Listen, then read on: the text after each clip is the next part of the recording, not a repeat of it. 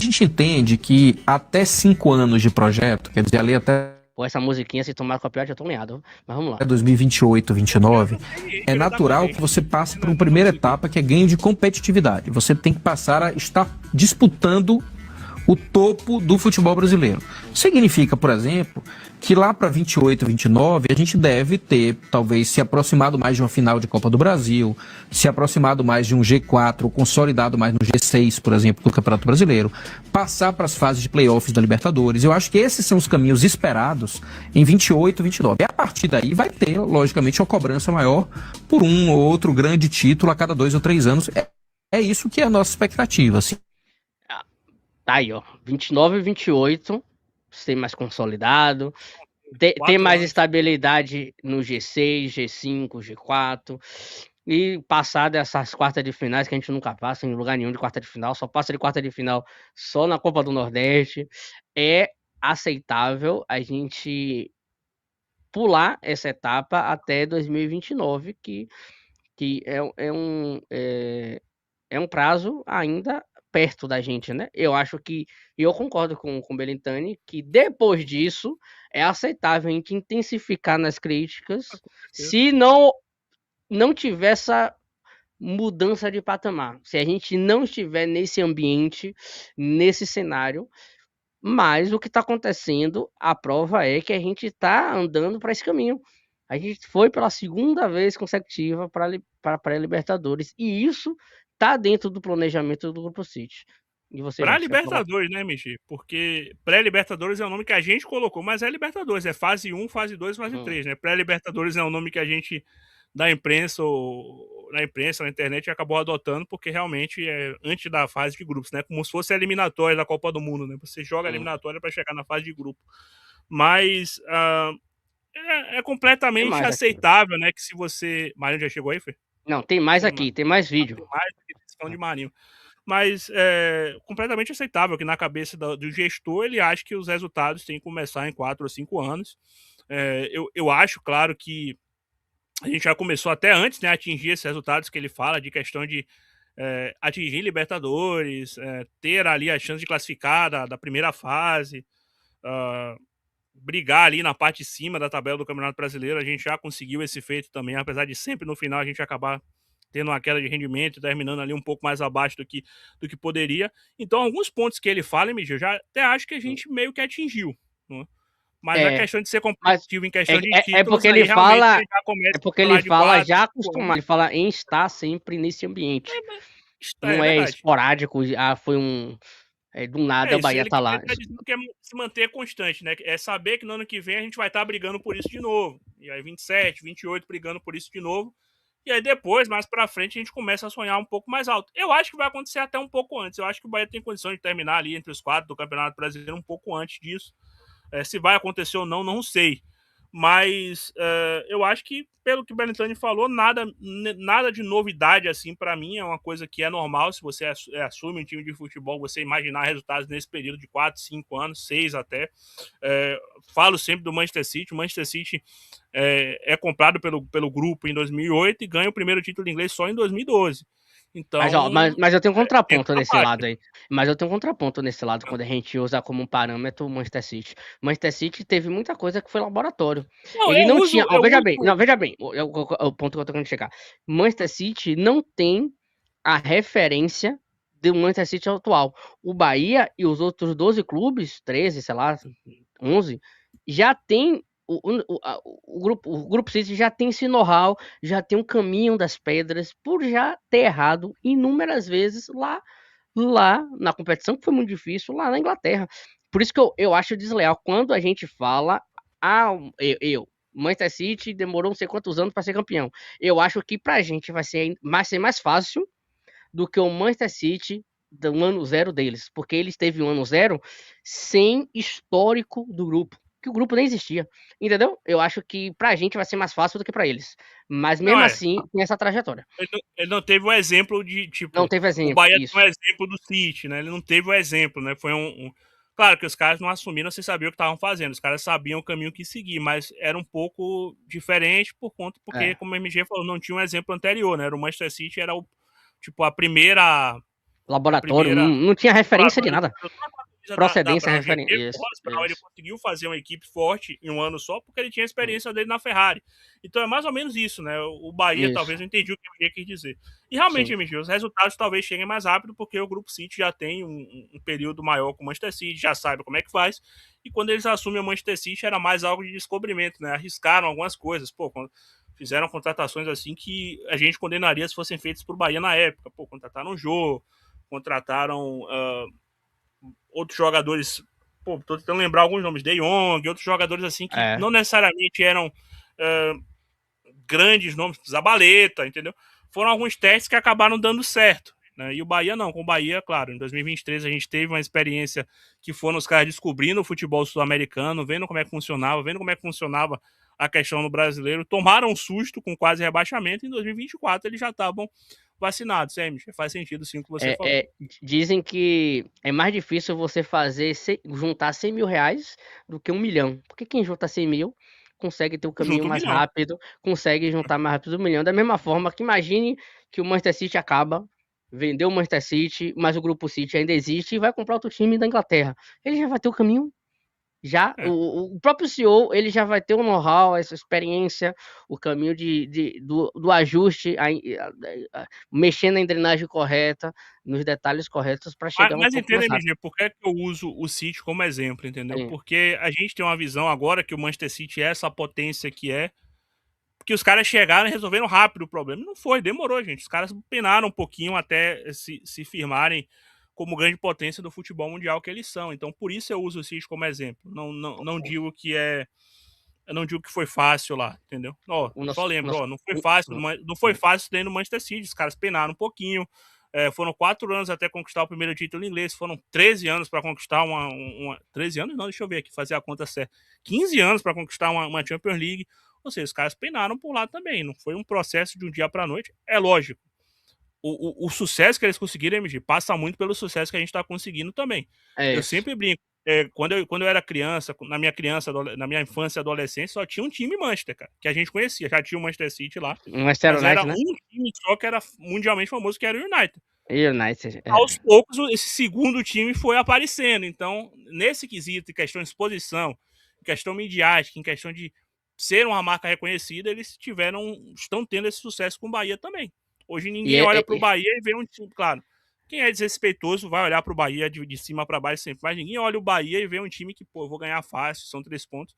Não, vê o Bahia como um time a se respeitar. Até tomar a primeira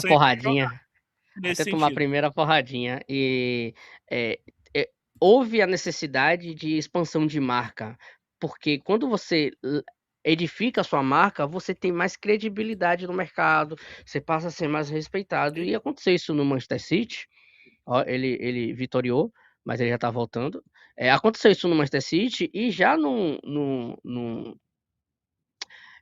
Bahia eu vejo essa preocupação em edificar a marca do clube, pra gente ficar um pouco mais respeitado no cenário brasileiro e mundial. Concordo com o gênero número igual com o MG, show no comentário. Mesmo que o Bahia não precisa passar por tudo que o City passou. Eu concordo com isso, mas sempre tudo que vem a mais, não importa, né? Mas o mais é que tem que saber qual é as pretensões que o Grupo City tem para com o clube. Eu não vejo irresponsabilidade de querer prometer loucura, não vejo. Tanto é que a gente não vê nenhum líder do Bahia, de funcionário, a diretor de futebol, a treinador, expressar essa meta para a torcida. Claro que a gente, como torcedor, acaba alucinando, a gente acaba prospectando uma meta, um resultado que o clube poderia fazer nesse ano ou nos próximos anos, mas o Bahia tem sim sua meta pré-estabelecida. E eu acredito que a maior preocupação hoje é a edificação da marca, e sem fazer loucuras financeiras a ponto do próprio ecossistema ser independente financeiramente falando, para conseguir sim alcançar os reais objetivos que a torcida sempre almeja. Com isso a gente tem uma segurança mais estável, né? Porque uma coisa é a gente ganhar uma vez a Copa do Brasil, ou ganhar a Libertadores, ou ganhar o Brasileirão, e ter um rombo absurdo nos cofres, não diminuir a credibilidade no mercado, lutar para no outro ano para não cair, que sabe até cair. A gente vê vários cenários que aconteceram nos últimos anos. Prova disso foi o próprio Cruzeiro, que foi campeão de tudo. Eu, salvo engano, o Everton Ribeiro estava até nesse time, ganhou de tudo e depois a conta tem duas coisas certas que acontecem na vida da gente, que a gente não consegue fugir. A primeira é a morte e a segunda é o fisco. A conta vem para todo mundo e a conta naquela época veio pro Cruzeiro, né? E tanto é que ele caiu. Ó, o Jax voltou aí. Jesus, tá? Não é o programa de Bia, mas sou com Jesus, minha internet. Mas tô de volta. Nada de alucinações, exatamente. A gente, como torcedor, a gente consegue, né, ter essa loucura de ser um pouco mais caloroso dentro da Fonte Nova, em termos de críticas, mas eu vejo que as pessoas que estão produzindo conteúdo na internet têm que ter um pouco de responsabilidade na hora de expressar. Deixar bem claro que está expressando a sua opinião, mas eu acho, só para finalizar, eu acho que o Bahia está no caminho certo. E como você falou, né? E que isso é um react, né? Que tá na metade do vídeo ainda, a gente nem falou, mas fale logo aí, vai. Eu entendo completamente o torcedor que vai reclamar, que vai pedir um resultado mais rápido. Eu entendo até também os criadores de conteúdo que vão muito nessa conversa também, porque é natural, pô. Alguém vai querer ouvir isso de pessoas que a gente segue e que a gente assiste. Se eu pensasse assim, eu ia querer ouvir isso.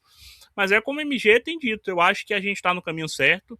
Como eu disse, nenhum caminho é fácil, né? A gente vai tomar queda, vai se frustrar, vai ficar irritado, tudo isso faz parte. Mas, cara, se eu deixei de estar disputando Série B, se eu deixei de estar disputando o Campeonato Brasileiro só para não cair, e hoje estou disputando Libertadores, eu acho que é uma evolução que está acontecendo. Né? E eu acho que é questão de tempo para que o Bahia, como o Belitani falou, o Bahia já deve se consolidar nessa parte da tabela, nessa parte de cima, né? Sexto, sétimo, oitavo. E é questão de tempo para que a gente comece a subir aí na tabela e brigar por posições mais altas.